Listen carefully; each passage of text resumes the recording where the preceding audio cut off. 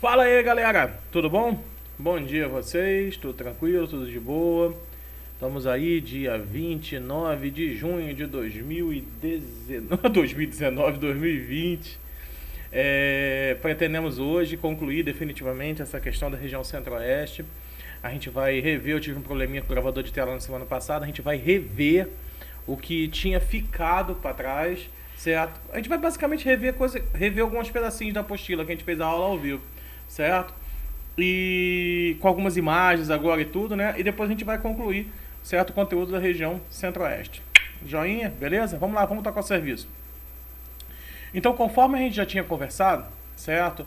O fato de que o subpovoamento aqui na região lá na região centro-oeste, né? Porque nós não somos mais centro-oeste, certo? Lá na região centro-oeste, ele foi sempre um fator de isolamento. Mas agora, de certa forma, é o fator principal de dinamização populacional. Muitas pessoas buscam, muitas pessoas procuram, muitas pessoas se dirigem aqui para essa região justamente pelo desejo, pelo intuito, pela vontade de estar num local menos ocupado, certo? Então isso se transforma num fator de atração, certo? E a gente tem o fato da criação de Brasília como um fato bastante importante, bem como a melhora, e por incrível que pareça, você deve falar assim, porra, melhora, cara, mas as estradas são uma porcaria. Sim, mas é melhora da rede rodoviária, certo? Nós temos uma melhora da rede rodoviária em relação ao que era alguns anos atrás. Isso, por incrível que pareça, é um fato, certo? É um fato que a gente não pode ignorar dentro desse contexto aqui dos nossos estudos, certo? A gente vai estudar isso sobre transporte no final do módulo, tá bom? Então, isso acabou dando uma importância, sem contar a proximidade com a região sudeste, que fez com que muitas pessoas estivessem perto do sudeste. Então, muitas empresas poderiam ficar lá no sudeste enquanto desenvolviam as suas atividades econômicas aqui no centro, ou lá no centro-oeste. Então, os caras ficavam, digamos, do ponto de vista comercial, com representações comerciais dentro da região sudeste, certo? E com as suas unidades fabris dentro da região centro-oeste. Isso aí acabou melhorando um pouquinho essa articulação econômica. Os terrenos são mais baratos e tudo vai para fora, certo? Também é uma região, né, conforme a gente tinha conversado, né, de que ela tem uma grande potencialidade de ampliação desses quadros demográficos.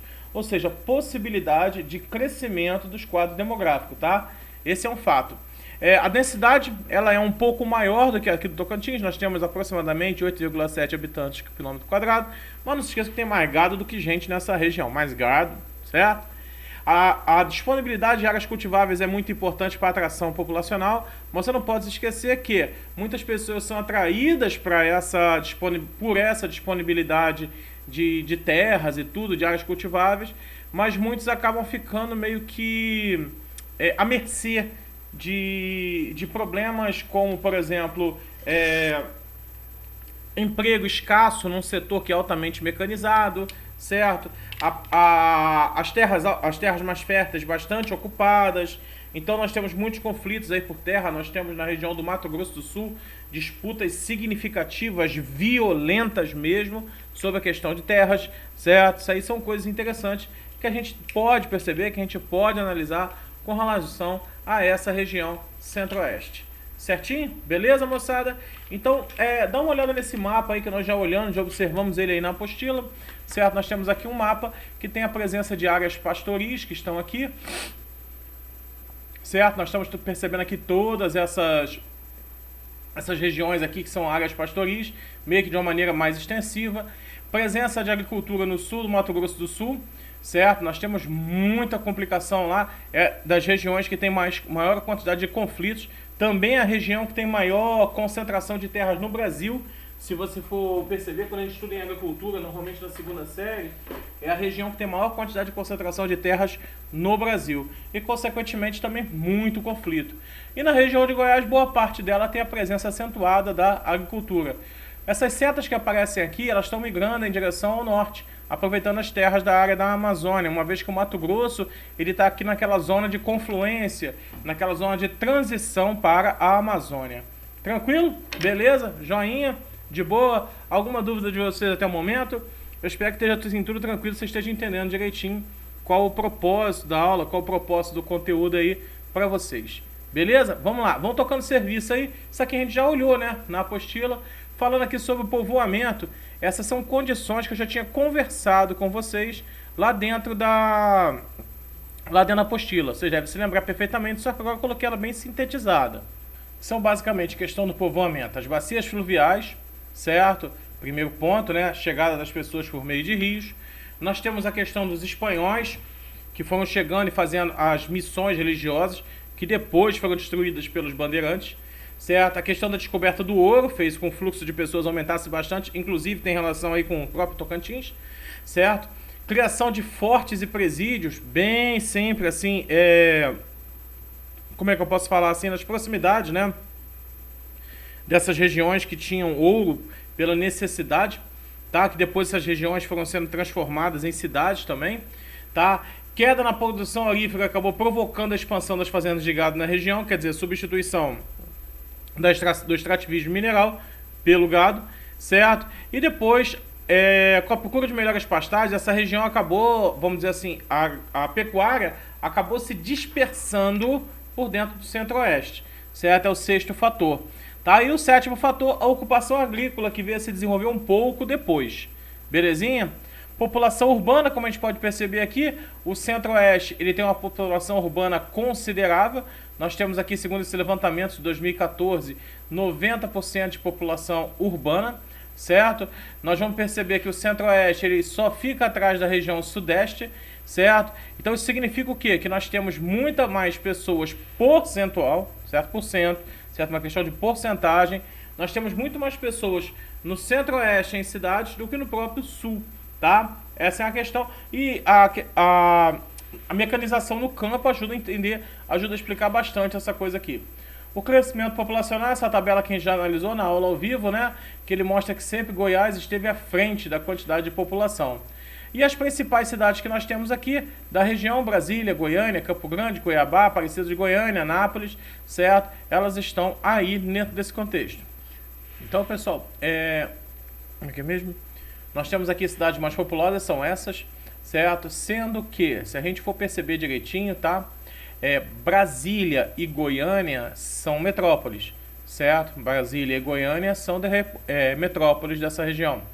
O Brasil, ele teve um aumento na quantidade de metrópoles. Você, por favor, fiquem muito ligados nessa informação agora. É uma informação fervendo, acabou de sair do forno. Esse levantamento foi feito agora essa semana, certo? E se percebeu que, na verdade, nós tínhamos anteriormente São Paulo, nós tínhamos o Rio de Janeiro, a gente tinha Brasília, Belém também, Belo Horizonte, Curitiba e Fortaleza. Se eu não me engano, Fortaleza, aí tinha Goiânia, Porto Alegre, Recife, Salvador e Manaus, certo? Recife, Salvador e Manaus. Essas eram as metrópoles. E agora nós tivemos acréscimo, né, de Vitória, no Espírito Santo, Florianópolis, Santa Catarina e Campinas também, em São Paulo. Então essas três, Vitória, Florianópolis e Campinas, elas são temas assim muito capciosos para serem cobrados no Enem desse ano ou em algum vestibular que nós tenhamos aí no segundo semestre. Beleza? Fiquem antenados aí. Mas dessas cidades aqui da região centro-oeste, a gente pode, claro, destacar aqui Brasília e Goiânia como metrópoles, certo? E Aparecida de Goiânia também está crescendo bastante. Aparecida de Goiânia é muito colado, certo? Então, são essas questões que a gente tem que entender, que a gente tem que ficar ligado com relação à população. Tranquilo? Isso aqui a gente já conversou, basicamente, em outros momentos. Questão da cor da população, a gente vai ver aqui, olha, a maior parte se declara branca, inclusive tem um dado muito interessante que eu trouxe a vocês aí, a maior parte da origem da moçada é europeia, a expectativa de vida ao nascer é a terceira maior do Brasil, e aqui nós temos esse comparativo das pirâmides etárias que a gente já tinha olhado lá na apostila, na aula presencial, na aula ao vivo, certo? Como é que ela era em 80 e como é que ela estava em 2010. Certamente em 2020 a base deve estar mais estreita, certo? E o topo está começando a ficar mais equilibrado, vamos dizer assim. Certinho? Agora vamos ver uma partezinha que a gente não olhou muito assim na nossa... Como é que se diz? Na nossa aula ao vivo, tá? A população que nós temos segundo o dado na apostila, 2009, ela é de 13.895.000. Eu fui na internet, cacei os dados mais recentes possíveis e eu consegui de 2018, 15.660.000, tá bom? Por que a gente tem um dado tão antigo de 2009 dentro da apostila? Isso a gente tem sempre que se perguntar, né? Por que nós temos esse dado tão antigo assim na apostila? É porque, na verdade, a gente trabalha com dados de censo consolidado, certo? Por isso que nós temos um dado assim que seria antigo desse jeito, beleza? Joinha? Então vamos lá. A população é predominantemente urbana, segundo esses dados também, certo? De 2009, 88,8% de urbanização, com a taxa de urbanização em Goiás chegando a 87% no ano 2000 e 90% em 2007, certo? Brasília se destaca como uma grande metrópole nacional e Goiânia como metrópole regional, mas ambas são metrópoles, certo? A distribuição populacional dessa área é bastante irregular, muito irregular. Nós temos áreas com muitos habitantes, Brasília é um exemplo, e áreas com pouquíssimos habitantes, sobretudo nas áreas próximas ali do Pantanal e próximo da região norte do Mato Grosso, que teria a área da floresta amazônica, certo? Vamos lá, dando continuidade, aquilo que eu falei com vocês de informação nova que eu trouxe para vocês. A ancestralidade europeia, 66% da herança dessa população. Então nós temos uma ancestralidade de 66% europeia, 21% africana e 12% indígena. É a distribuição. E eu trouxe aqui de 2 estados que eu consegui para vocês. Goiás, a maior parte é europeia, 83%, depois africana e 3% indígena. Para a gente comparar com a do Mato Grosso do Sul, 73% europeia, 13% africana, fica mais ou menos igual. Mas veja como é que o que é tirado da europeia é jogado no indígena. Porque a gente está uma região um pouco mais para o interior, um pouco mais para a região de mata. Joinha. Aqui tem a densidade demográfica, tá? 3,36 no Mato Grosso. Mato Grosso do Sul um pouquinho mais cheio. Goiás, então, nem se fala, 17 habitantes por quilômetro quadrado. Também é a região que tem maior população.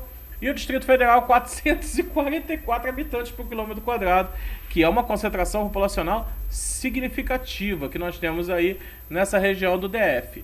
Beleza? DF que é bastante urbanizado mesmo, tá?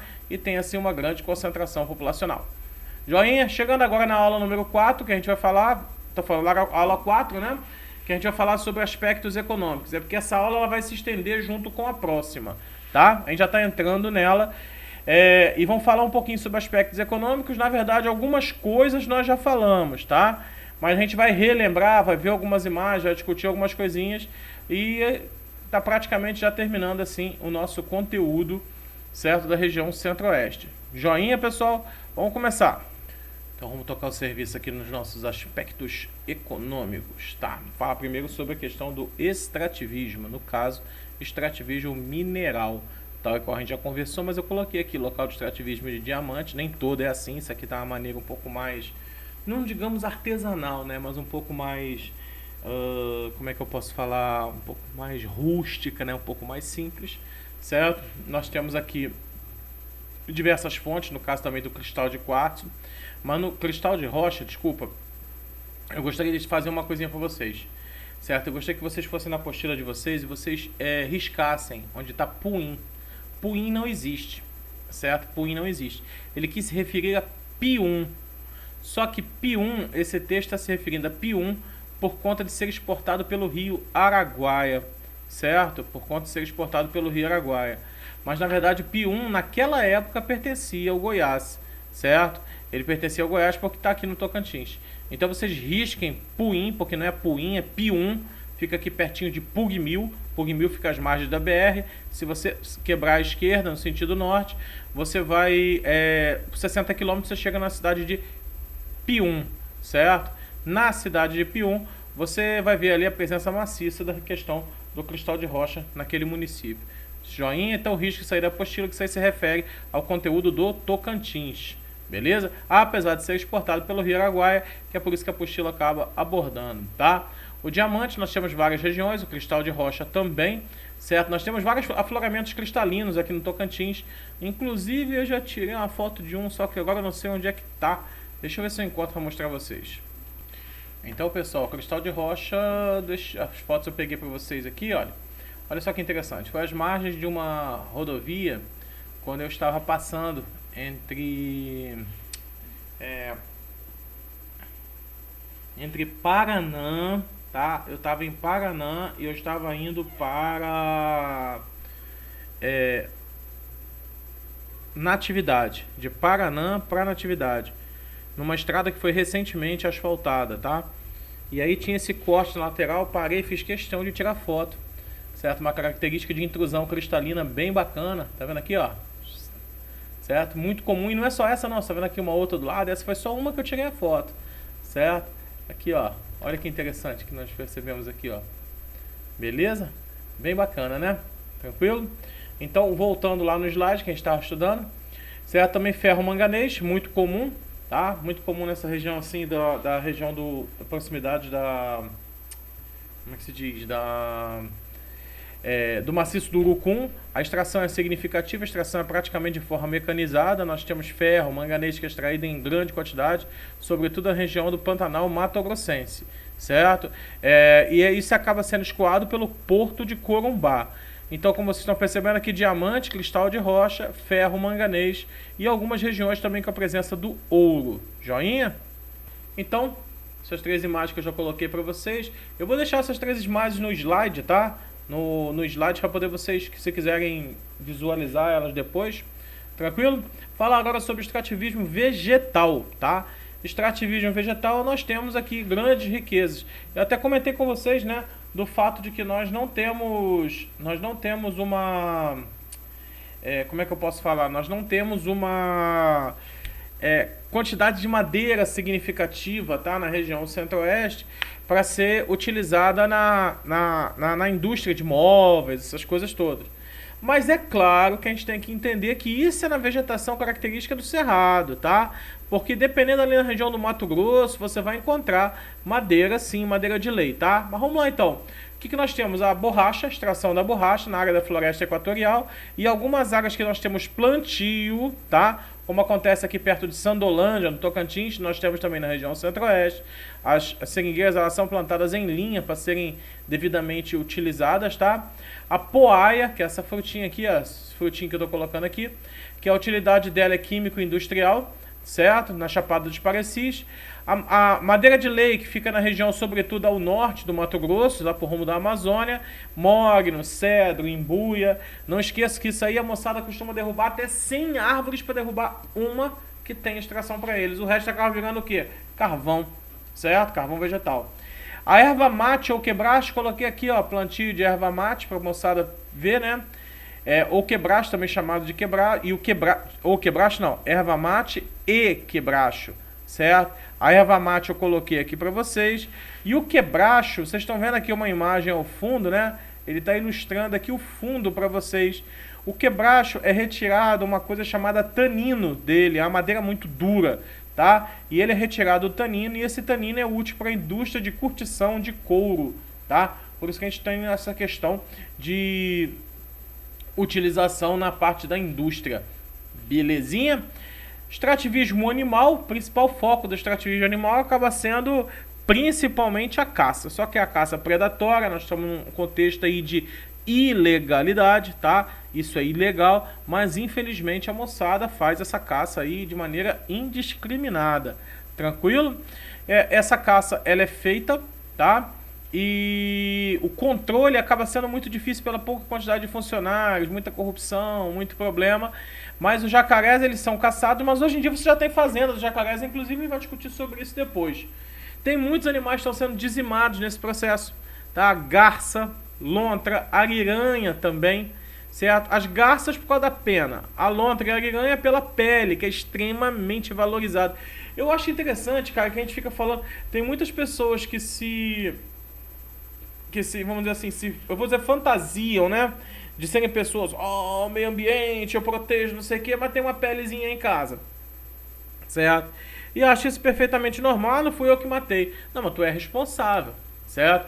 É interessante que só existe o abate e a caça do animal se existir o mercado, tá? Então é uma situação complicada.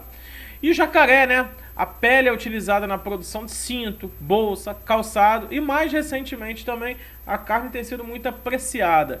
E também a pesca de grandes peixes que são lá pescados de maneira praticamente indiscriminada.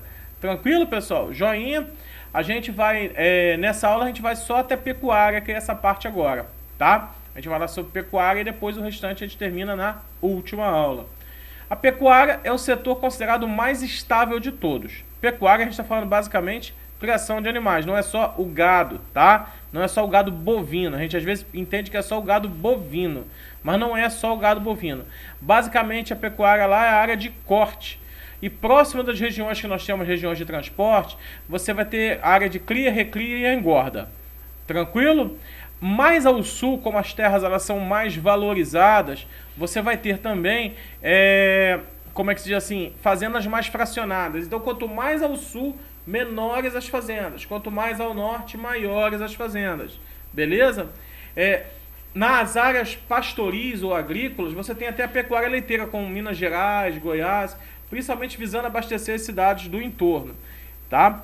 E o Pantanal, lá na região do Pantanal, a pastagem é muito bacana, é muito boa. Por isso, se tornou uma área bacana para cultivo desses animais. Inclusive, o gado que era utilizado lá anteriormente era chamado gado franqueiro. Um que tem um chifrão grandão, certo? Beleza?